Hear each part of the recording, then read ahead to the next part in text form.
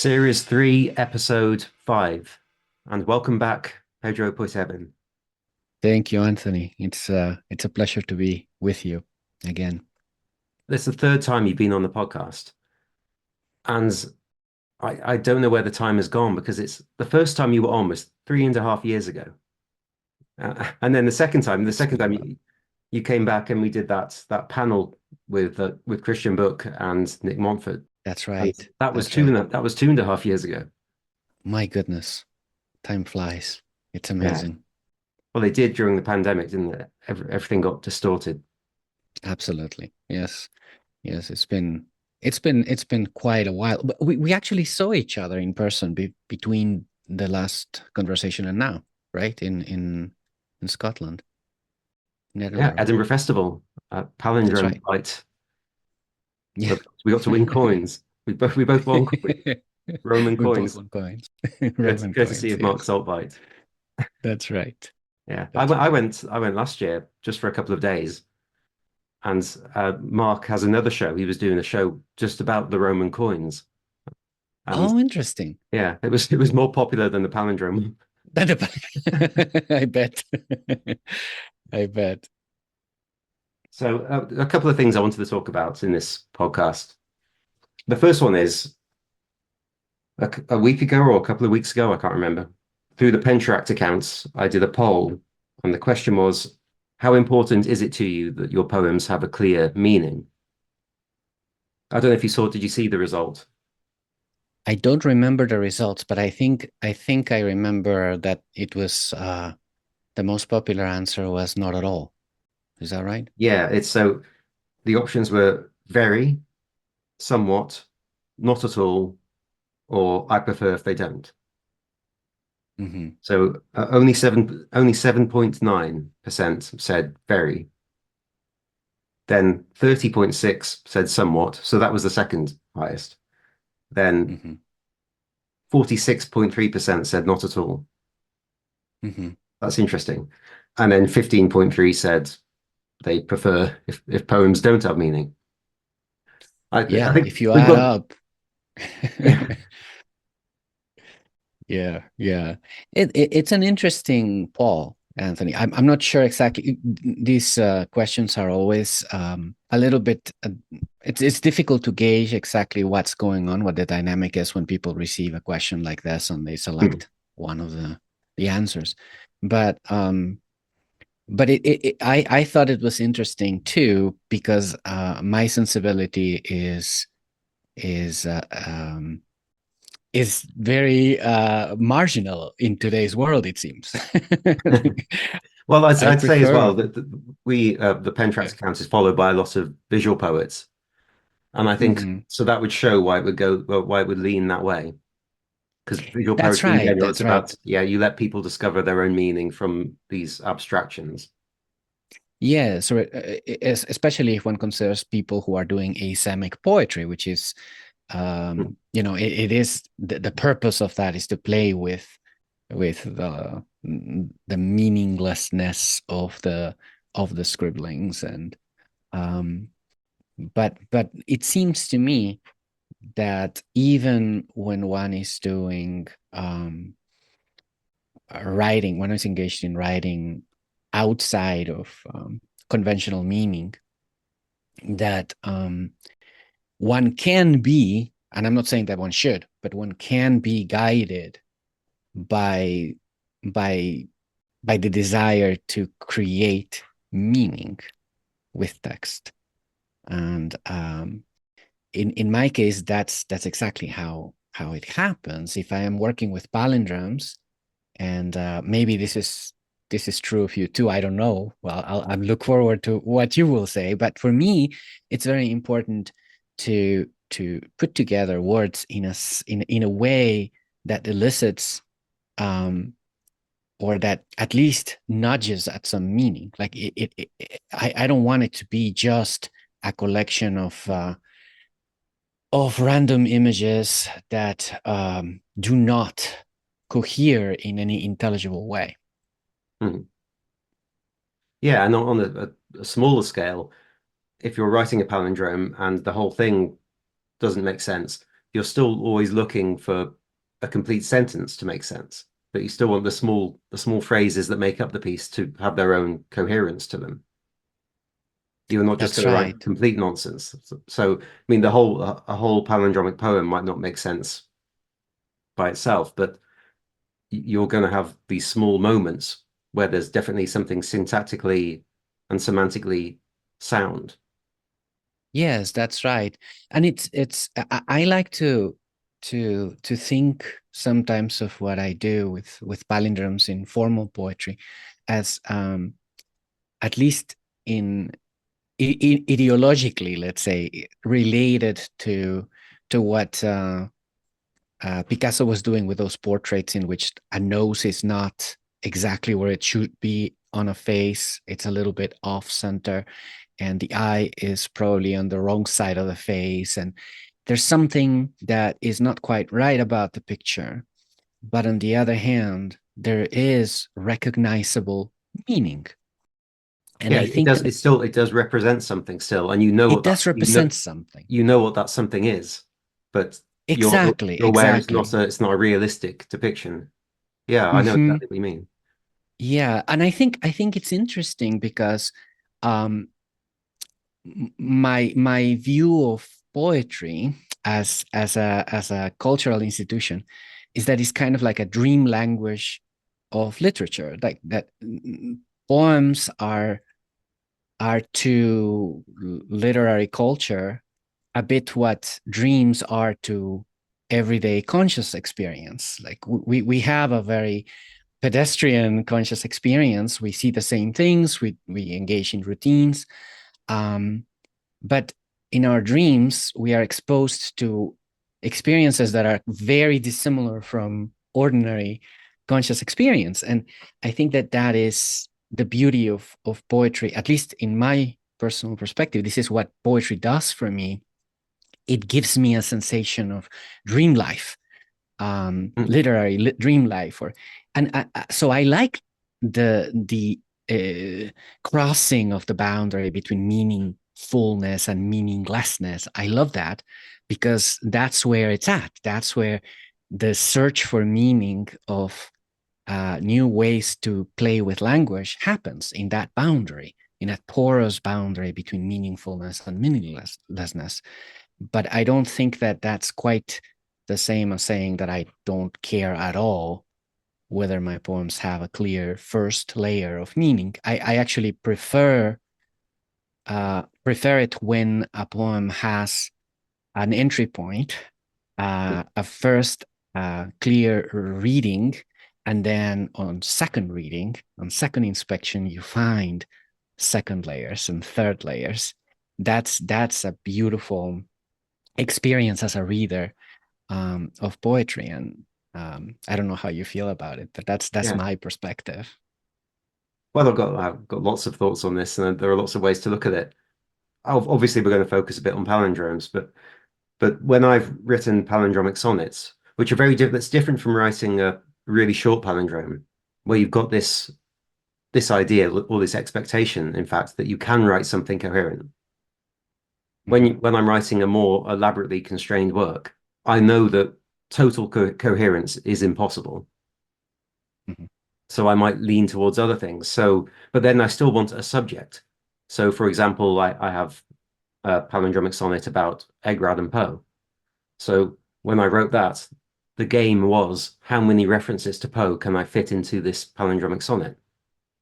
So what the end result is a complete abstraction that is essentially nonsensical. But at every turn, you're seeing something referring back to Poe.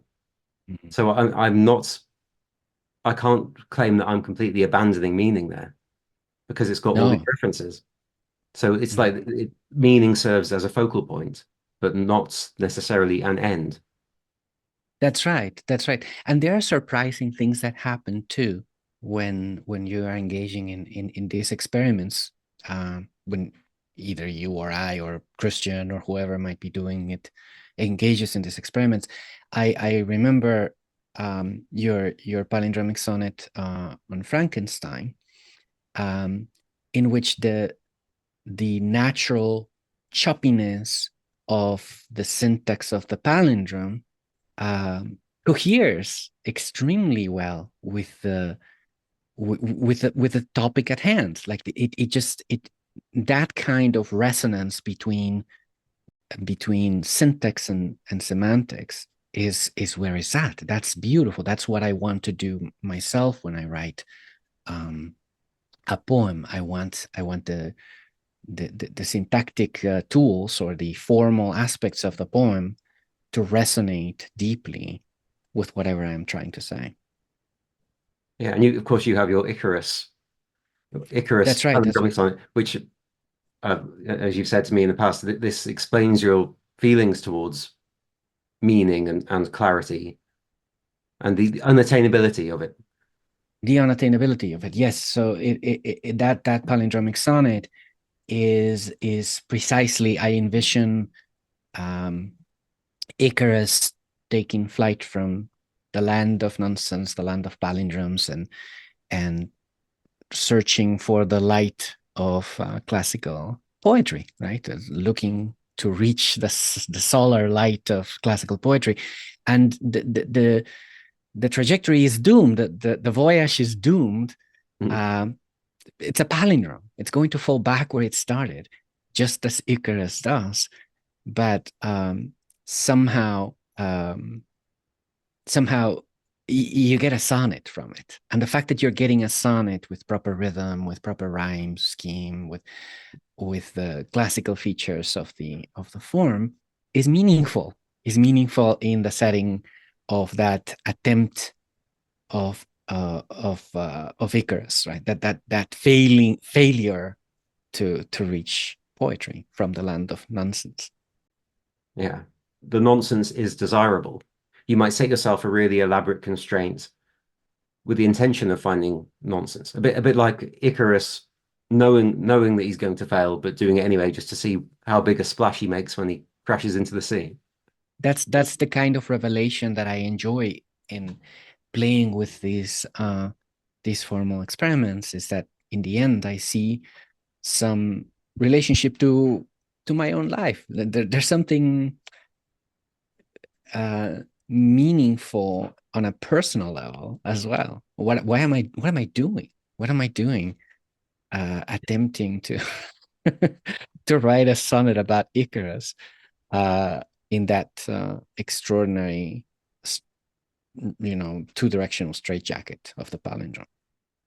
Yeah, I'm just thinking back to the last time you were on the podcast and we were talking to Nick and Christian. I asked Nick a question, which now seems like a lot has happened in 2.5 years in this field. But I asked Nick about AI writing, and I asked him when do you think that a computer will be able to write a poem or a novel indistinguishable from a human's? Mhm. And and he gave an interesting answer. Well, actually, he didn't answer the question directly. He said, "Why would you want that?" He said, "Why would you want a computer to write like a human? We've got lots of humans doing this already. Lots of we've got lots of Mhm. poems written by humans." And he says, Mhm. "I want to see how a computer writes, not how a human writes, That's because we, right. we know Yeah. about this."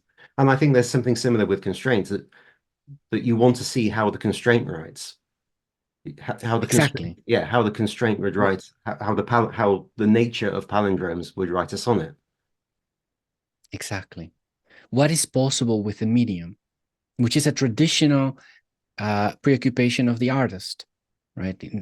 An artist is exploring the possibilities of a medium, and I am fond of the experimental phase of cinema, for example, Tarkovsky, Bergman, Fellini, all of these great directors, Kurosawa, that were trying to see what was possible with the medium, and um, it's nowadays, of course, there's some experimentation, but there's also some more commercial, a commercial recipe, right? Like we know what works with audiences and so on. And I don't think that that's the labor of poetry. We're marginal for a reason. We're supposed to be experimentalists in some sense. We're supposed to be creating dreams, um, and not echoing the culture as it stands in the moment. Oh yeah, yeah. We're the opposite of whatever next Marvel movie is coming out. Exactly. Sadly, we are the opposite. Certainly financially, yeah. Exactly. Yeah. Yeah, so thinking about all these things, and we'll talk about this later when we get on to the second topic I wanted to talk about. But I think it's worth pointing out that one thing you and I have in common, I don't want to speak for you, but personally, I find that I'm in a strange position in the poetry world where I'm associated with the avant-garde, and I am an avant-gardist, or at least an experimentalist, Mhm. but I'm also very much a traditionalist. And I both go back and forwards between those things and try to do both at the same time. And so it's quite difficult to know where I stand, both in the scene, but also aesthetically. Yeah, that's an excellent point. I think that is a coincidence between you and I. Um, it happens to me that I am marginal among formal adjacent poets because I am an avant-gardist, Yeah. and I am also a little bit of a black sheep among the experimentalist crowd because I love the sonnet and I love the classical forms and so on. But I think that and I can't speak for you either, but I think that one thing that works for me, or the driving, the goal for me is, and this is difficult to confess, but my goal is mastery. Right? I really am motivated to master the techniques um, in an area of writing, just as I mastered several techniques in areas of mathematics and my background. I think of um, even if I am not, and I recognize that mastery is not the same as being a good poet, right? Like it's not quite the same thing. But for me, it's very important to know, to have the confidence that I can move within specific forms um, exceedingly well, fluently and fluidly, and that encompasses the traditional classical forms, and it also encompasses these new experimental forms. But in essence, I am a formal poet, and even though I write sometimes in free verse, I think that I am driven to exploring forms and try to master them as much as I can. Yeah. Well, I get that. I mean, forms excite me whenever I encounter a new form or a new variation I could do on an old form. I'm going to work on that. I get obsessed with it. I can't put it down. So Exactly. I completely understand. Exactly. And the other thing, Anthony, is that the formal aspect. So for me, the architecture of the poem is very important. So I noticed that in today's world, like I just participated in another conversation, or I heard a conversation on the sonnet, and it was framed aptly, I think, as what is the essential constituent part of the sonnet? What is the formal part of the sonnet that makes it that is essential to it? Yeah. But Well, this is actually this was a this was the second thing I wanted to talk about. So, oh, but no, maybe I think let's let it happen naturally. Let's skip ahead. Then we can come back to meaning. This is in my notes. yes. This is what I've called the sonnet kerfuffle. If the sonnet kerfuffle, that's perfect. So yeah, so um, you know, some people think that it's the volta, some other people might think that it's 14 lines, some other people might think that it's the rhyme scheme, other people might think that it's not, that it's meter. Um, but to me, the whole premise of finding the essence of a form seems like a very contemporary poetry move dictated by the needs of a particular class of poets that are important in today's world, who don't really enjoy formal writing, even if they might enjoy formal poems in the past. So they want the essence because they want to get rid of the other stuff. They want Yeah. they want to claim that something is a sonnet, so that and it might seem like it's like expanding the possibilities of the form, or adapting it um, to contemporary culture and contemporary conversations and so on. And it's all very well. Like I don't have any objections with that. But what intrigues me about form is is more additive. It's not negative. It's not about getting rid and finding the essence. It's more about what those strictures contribute to Mm. meaning making. What you can do with those constraints, with those strictures, to enhance the meaning, to create relationships between the different layers of meaning of a poem. So I am more likely to be impressed by a sonnet that has an additional constraint that actually makes sense in terms of what it's supposed to be doing than by subtraction. Um, Subtraction is fine, and it could work out beautifully. And I've read some beautiful poems that are sonnets, um, that are that are contemporary sonnets, um, and abandon some of the strictures of the classical form, and that's okay. That there's nothing wrong with doing that, but somehow that's the only thing that gets some kind of recognition in today's landscape. Yeah. So just to give a quick recap of this of the kerfuffle, it was one poet attacked another poet saying, you've called your poem a sonnet, but it's not a sonnet. I think they even said it's not really a poem even. It's Mm-hmm. I think it was the old this is just prose with line breaks argument, and it happened to have 14 lines, so it was called a sonnet. But 14 lines does not a sonnet make. I think that was the argument. Mm-hmm. Mm-hmm. Yes, that's my recollection of it, and I I I understand the let's say the eye rolling that happened when this criticism was made on Twitter. Although it seemed to me um, that instead of eye rolling, people could have engaged in a more diplomatic way. On Twitter. the other hand, yeah, it's Twitter. So of course, it's impossible. It didn't used to be like that, but it is interesting, nonetheless, that that word sonnet, which means little song, right, has kind of lost its meaning. And what I mean by that is that there are other kinds of forms out there that do not get essentialized that way. Nobody says a sestina is just 39 lines, Yeah. uh, with some repetitions of words. Nobody says that a villanelle is just like two lines that don't meet until the end.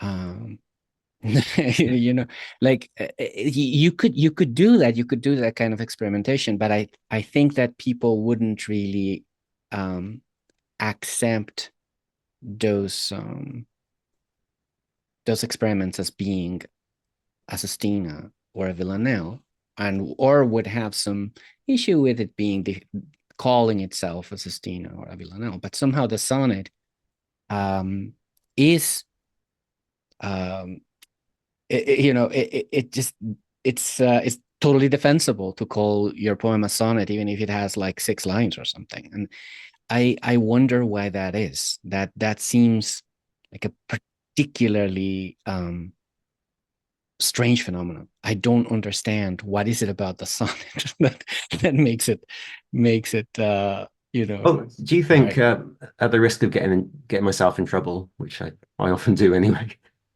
at the risk of that, do you think Mhm. there's some pretension here that there's this idea that the word sonnet has this grandeur to it, so people think if they call their poem a sonnet, it somehow elevates it.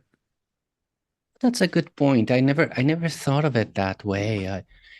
Um, but that's a very good point. I think at the very least, what it does is it connects the poem to a tradition, right? Like just the naming of a poem, a sonnet, attempts to connect it to a lineage. Yeah. And sonnets have a particular standing in the history of poetry. So it is a little bit uh, probably a little bit pretentious. I would say so. I mean, I don't have anything against pretentiousness. There's nothing wrong with being pretentious. I'm not saying that No, no, true. it's consciously pretentious. It could be completely unconsciously pretentious. Mhm. Just saying that might be the reason for this hijacking of the term. Of the term. Yeah. Hmm. Yeah, and also because there's some veneer of there's some deniability, right? Like you can say, no, no, no. What I'm doing is I'm trying to revitalize the sonnet. I'm trying to rescue the sonnet from oblivion, and there's some truth to that. I mean, if nobody's reading sonnets anymore, why not uh, make it palatable by essentially, getting rid of all of its strictures and just saying there's a volta. A couple of people, when they were trying to essentialize a sonnet, they went to the volta as the true feature. Hmm. It was either the volta or 14 lines. Hmm. How do you feel about that? Because with a volta, we're talking about a thematic constraint, which isn't really what me and you do, although we would Hmm. often use a volta in our sonnets. Hmm. Do you think it's strange to see the thematic constraint as more important than the formal constraints? Yeah, that's a very good question. I think that what happens right now is that poetry is it's mostly about themes, about topics. So form is out of the out Mm, of fashion, and so it makes a lot more sense for people to be interested in thematic constraints. It makes a lot more sense for people mm. being generous. I think that that's what's going on now. For me, the volta is exquisite. I really love the volta. I really love it when a sonnet has surprise, and that's one of the things that I really enjoy about sonnets. Um, because for me, like poetry, I like to think of it as a meshing together of repetition and surprise, right? And so the repetition is there because of the meter and because of the rhyme scheme and the musicality. That there's something familiar in that music, right? We know what to expect in the next line. We know what's coming, but there needs to be surprise Yeah. in poetry too. In my most recent book, I've been experimenting with writing narrative poems. Hmm. So telling little stories in a sonnet. Hmm. And of course, Hmm. I don't even have to think about whether or not to use a volta because of course you do. It's a story. You've got to have this, Yes, got to have this reveal at the end. You've got to have the exactly, twist. exactly. Like the usual suspects. Yeah. Yeah, totally. You need something. I don't know who said it, but somebody said if you have something to say in 8 lines and then you want to unsay it in six, you have a sonnet. And I think there's something true about the importance of the volta. I don't deny that. I do think that the other aspects are very important to the architecture of the sonnet, and that it's a myopic view to see it as essentially a sonnet is simply a 14-line poem with a volta. That's not quite what's going on. There's something else that happens in the rhyme scheme, even if you don't like meter, and it's the fact that even if you don't want to do rhymes, right? Maybe you replace the rhyme scheme with some other relation, a relation between words. So pairs of words that are related one to the other conceptually, Yeah. visually, Same number of letters. sonically. Exactly. Same number of letters. Yeah.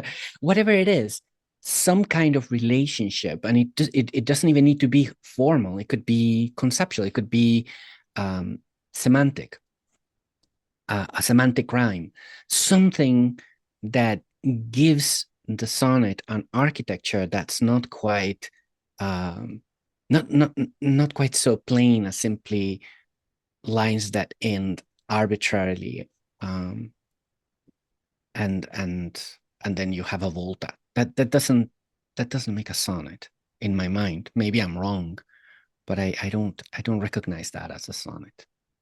Yeah, I mean, I have a very complicated relationship with the sonnet on what the sonnet should be, because I have engaged so much with the avant-garde, where people would say, okay, a tree with 14 branches is a sonnet, for example. And I think, Mhm. okay, why not? You know, I quite like things like that, these conceptual sonnets. Yeah, I enjoy this stuff.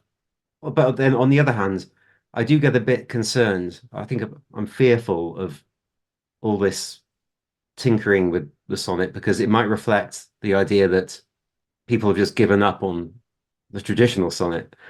And yeah, that's I certainly see that when I know a lot of poets who don't know anything about classical prosody that's right. because they don't use it. And Mhm. I would say that it's fine if you don't want to use it, but I wish you knew it because this is important. If you're a poet, this is stuff that's really important to the history of poetry, and it will always Mhm. help your understanding of poetry. So to try to just say a sonnet's whatever I say it is might have this problem that we then forget all the things we learned in the past about it. That's right, Anthony. And I have a pet peeve, which is when I read a poem that has, let's say, the first three lines are in perfect iambic pentameter, and then from the fourth to the last line, there's not a semblance of meter.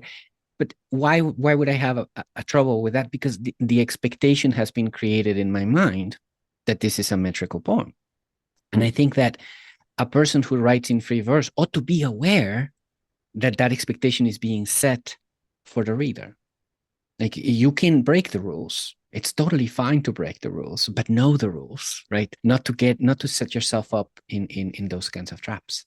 I think that that is an important thing. Just like Picasso could draw perfect portraits, and like, you need to have some ability with the craft, and then you can get rid of the rules and play freely. That's totally Yeah. fine. It's very difficult to do, but you can do it. But you need to understand Well, prosody. most of the best sonnets do break their meter in some small way. You know, you might just suddenly Exactly. have a trochee where it shouldn't be, or an an anapest instead of an iamb. That works really well. Just throw these things in to actually break the expectation of the reader. But what you Mhm. shouldn't do is just completely completely throw it out halfway through.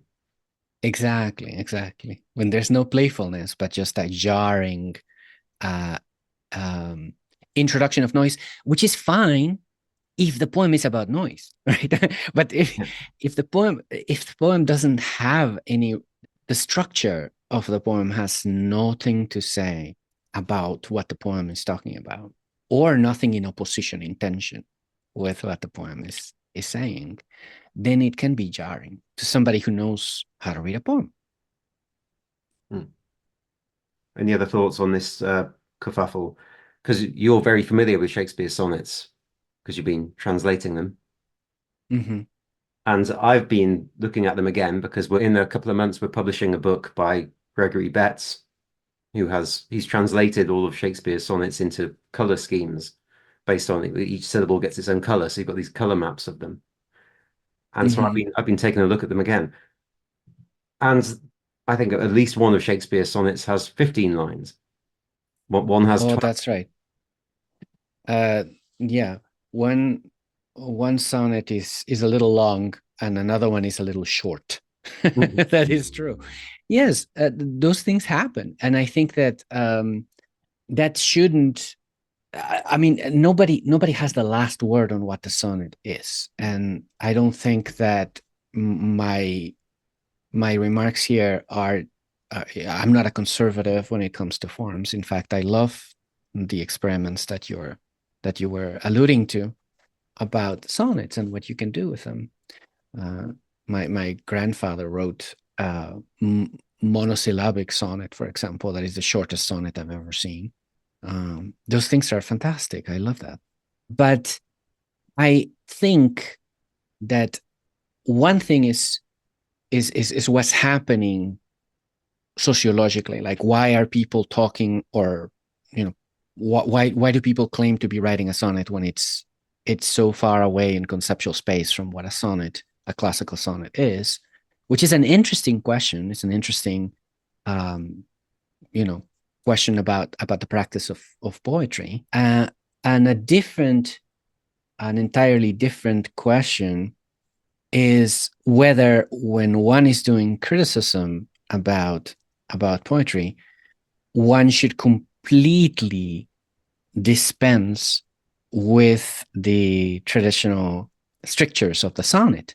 Like, if you're reading something that claims to be a sonnet, and you detect, for example, that there's some relations between words that you weren't expecting, and these are not traditional rhymes, but that's something interesting that you should discuss.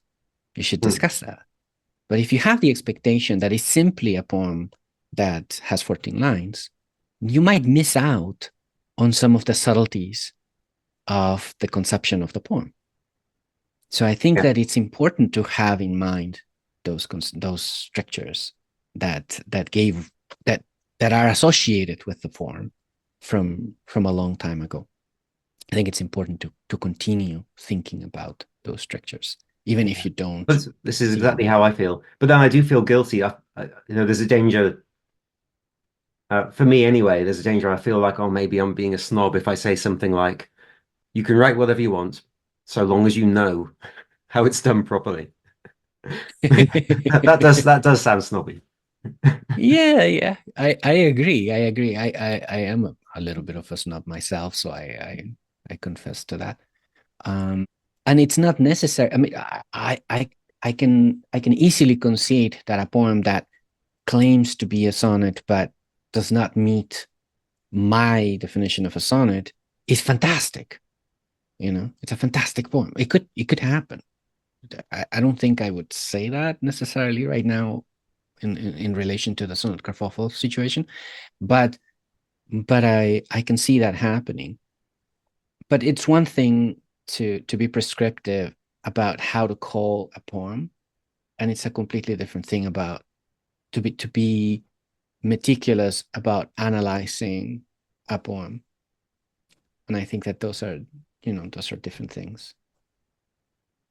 Yeah, I think the mistake with the original tweet that started the kerfuffle was Hmm.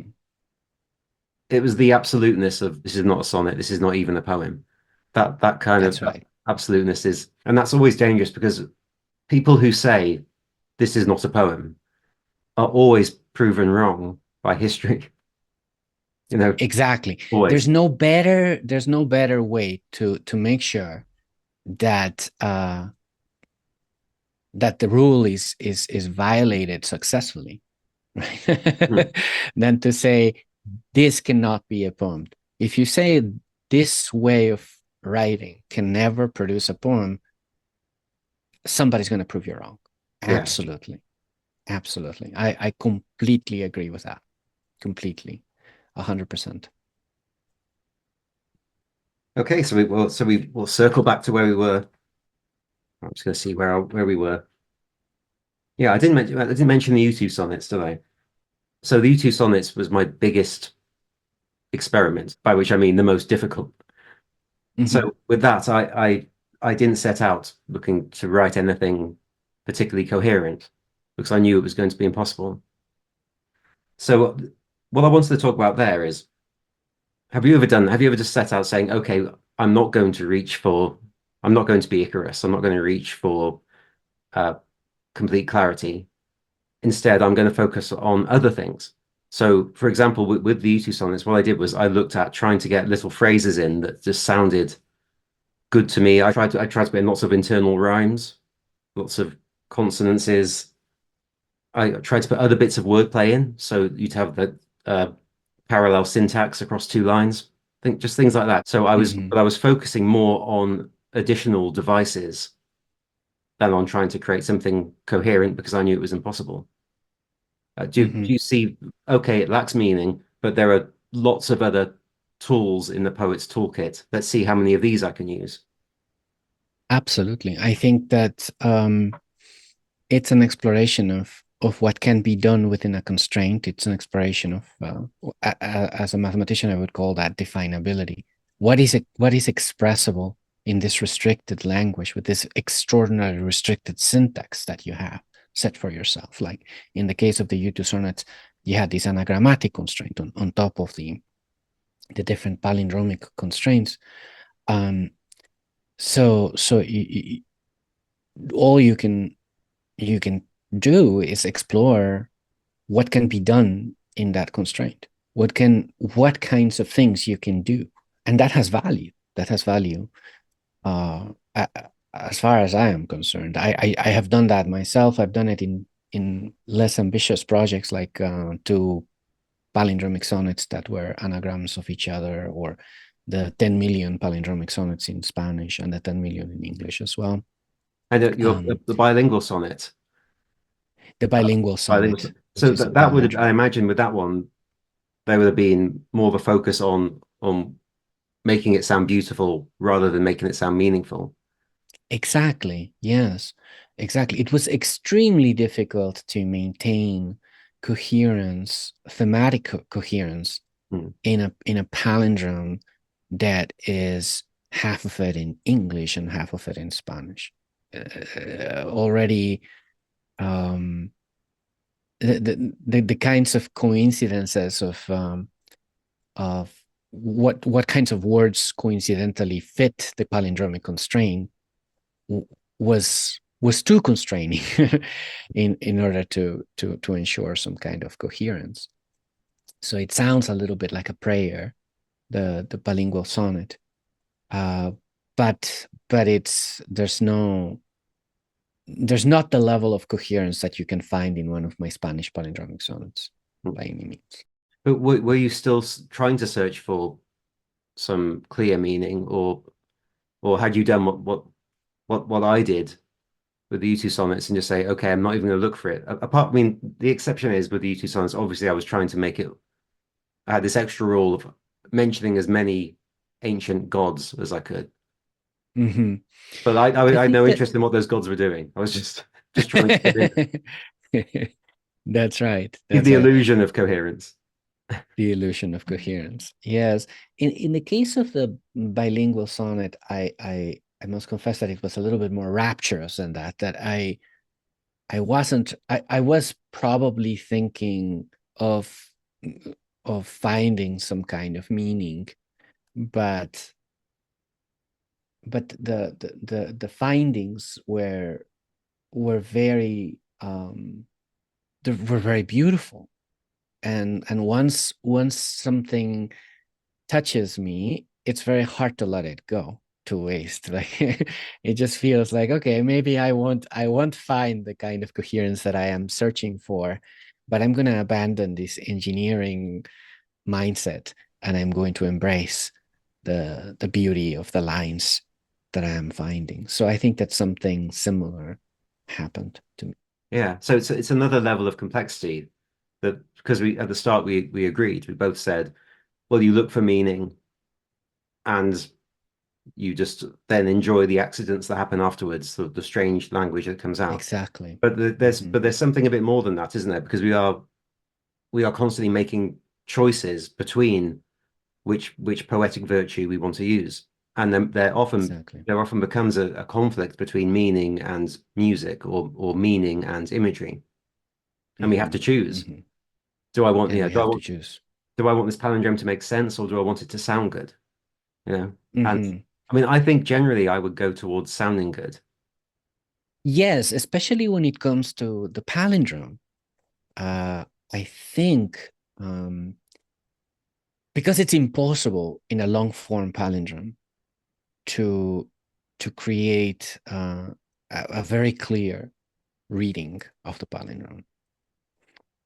Um, it just feels very tempting to imbue it with beauty, Hmm. even if partial, right? Like partial beauty.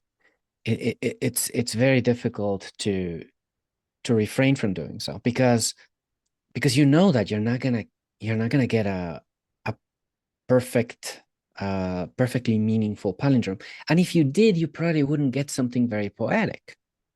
Yeah. So Yeah. yes, It's absolutely. very different when it was only a few years ago that I bothered to start trying to write really short palindromes. For some reason, I did it the opposite way to most people, where I started with really long palindromes. Long ones. Yeah. Hmm. But of course, it's a different thing when you're trying to write a good one-liner. I think then you Yeah, do really pay attention to to grammar and syntax, and you want it to be as coherent as possible because it's only going to be like 9 or 10 words long. Wouldn't it be great if this could pass as a non-palindrome? that's right. Yes, Whereas there's no yes. hope of writing a palindromic sonnet that will pass as a non-palindrome. No, It's always going to look like no a hope. palindromic sonnet. There is no hope. None, none whatsoever. Okay, is there anything else you want to say about this discussion about meaning or about sonnets?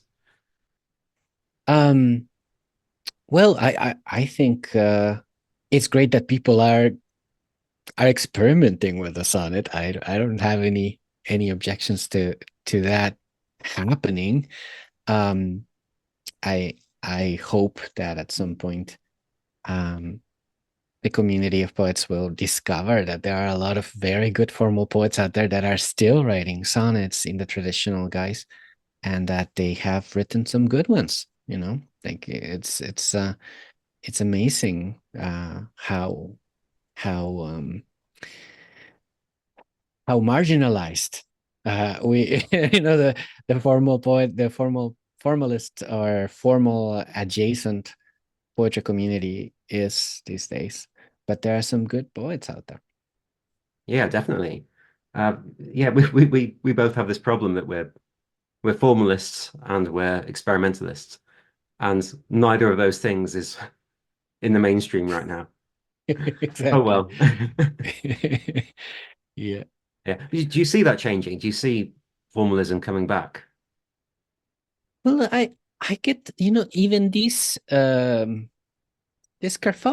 says something. I mean, of course there was this very strong reaction against um the bluntness of the critique. Um, but I think that the fact that there are people out there who love the sonnet and name their poem a sonnet and win prizes for a book of poems that has in its title the word sonnets um, is something positive. It's something very positive for the future of formal poetry. I think that formal poetry needs to shed this this impression people have of like it being conservative. Uh, Forms can be adapted and they can be used to say things that matter to people now and matter to people in the future. There doesn't need to be this idea of the form as the equestrian statue of our military past. No, forms Yeah, well, can. yeah, and then this is the politicization of poetry, where that becomes a problem. This notion that I mean, just well, look, me and you, we're, we're not conservative in in any No, political way, and yet exactly. we love traditional poetry. Yes, yes. And I think that's one of the pet peeves that I have is this phrase, all art is political. I Mm. find that phrase, frankly, I don't know how to put it more gently, but I find it inane. I just find that phrase inane, even if because in the best of cases, I think that what it means, if you're very generous with reading it, is that all art is susceptible of being read, analyzed, framed as from a political angle, Mm. or be made to fit into, or massaged into, or tortured into a political framework. Right? But that's almost a tautology. Like it just seems like you could very well you could also say all art is not political, And if it's interpreted in the same way, then of course all art is political and all art is not political. You can Yeah. always find a non-political frame through which you can analyze art and read it and interpret it. And you can also always find a political. It doesn't refer to the cleverness of the interpretation either. It could be cleverly interpreted or not very cleverly interpreted from a political frame of mind. I bristle at that phrase because it seems like a very sensationalistic phrase to say something that is a tautology. it's not Yeah. it's not that interesting, It's you not, know. well, yeah, you're right. It is inane. I also, worse than that, though, I think it's very sinister. Yes, I agree with that. I think that it is sinister, the use of that phrase um, to marginalize particular people. Like Mm. it's and it's very interesting because in my experience, I can't really say this with any certainty, but it's happened to me being a minority poet in the United States. If I write a poem that features some uh, imagery that is fetishized by by the readers of poetry in the American landscape as being about identity, like like oh something about I don't know something from my ancestors or something that harkens to Guatemala or whatever, then the chances that that poem has of being picked up for publication rise tremendously. It's almost as though um, you should be talking about the things that people fetishize about your identity. You shouldn't be doing these math poems that's or these experimental things that you do. That's not that's something for somebody else to do. So yeah, I think that um, this this idea that all art is political can be sinister. It can allow people to inject their own judgments and prejudices into a discussion of the merits of art. Yeah. I've discussed it on the podcast a few times. If you haven't heard it yet, the episode with Nick Asbury, he has a lot of interesting things to say about this. So that's a Mhm. good one. Anyway, before we get ourselves into trouble, Too late. yeah. Well, there are people who take this really seriously and will get extremely angry with you if you even suggest that art isn't political. Anyway, we have one more thing to discuss. Perhaps, in fact, definitely the most important thing in this podcast, which is that last year you had your first book in English published by a wonderful publisher, Thank you. beautifully edited and designed to the book is Nowhere at Home. So this book, obviously it has sonnets, villanelles, straight up formal poetry. It's also got palindromes, other wordplay. There's a one of my favorite redividers of all time is in there, which Oh, you thank could you. probably recite now from memory because it's a very short one. I'll put you on the You spot. mean, yeah, you're putting me on the spot. First word is art. Yes. Art is an imp laying forth everything in sight. Artisan, I'm playing for the.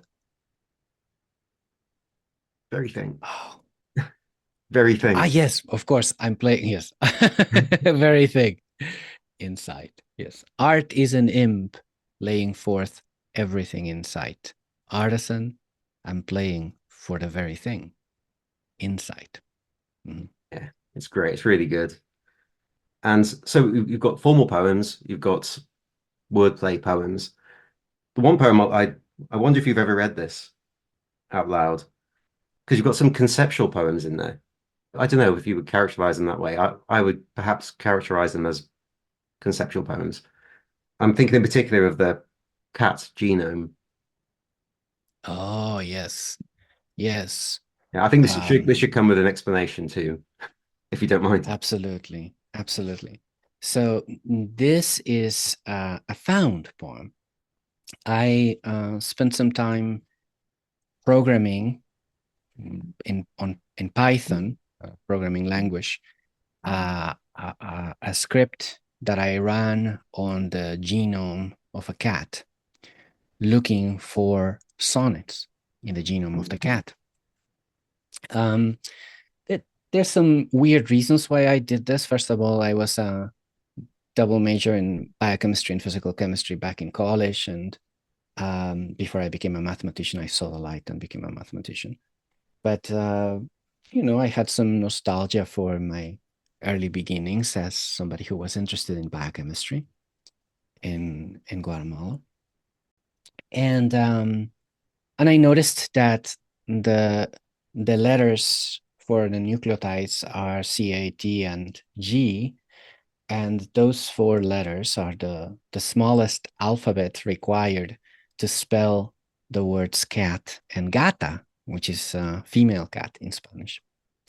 So I thought, oh, it would be interesting to look for a sonnet in the genome of a cat and see if those sequences of letters feature. And I did so. Now, to my surprise, the sonnet I found, the first sonnet I found, combines the iambic pentameter of the English tradition with the hendecasillabic meter of the Spanish tradition. So the rhyme scheme is not so cacophonic. It's a little bit more pleasant than I would have expected. And it is a found sonnet, so it's not something I wrote. There's five instances of the sequence of letters CAT within it, and one instance of the sequence of letters GATA, and that's the story of cat genome. I really fancy the fact that it combines the two traditions that I am familiar with, and that it is in some sense a little bit about going from one culture to another, right? Like so it combines those two cultures. I love that. It's my own personal relationship with cat genome. It comes with an inscription. It says sonnet found in chromosome B2 of Cinnamon, an Abyssinian cat. And there's a reference to the starting point in the sequence that is publicly available. You can witness it for yourself that it is there. I'll read it. C C T T T G A T T G G A T C A T T T A G T C G A T T T A C A T T C A G A G T A A T T A T T G A T A G G T A T A T A T T T A G T G C C A T T C T A C T A G T T G G T T T G C C A T T G T T T C T T G A T G T T T T C T C T G A T C C T T T T C T T G T C T G T A A C A C T T T T G G T C C T T C A T T. It's great. It's really great. And the entire book is, I was very proud to publish it. And anyone listening now can buy it. And that poem shows as well that there is plenty of experimentation to be done within the sonnet form while still respecting the traditional values. That's right. That's right. This was uh, this was not written by me, but by Mother Nature. So if you It's have a very, beef very with, traditional. yeah, exactly, very traditional. Pedro, thank you so much. I'm really pleased that you've been back on before we close in a few months. Thank you, Anthony. It's been a pleasure, and I'm hoping that I'll see you again soon.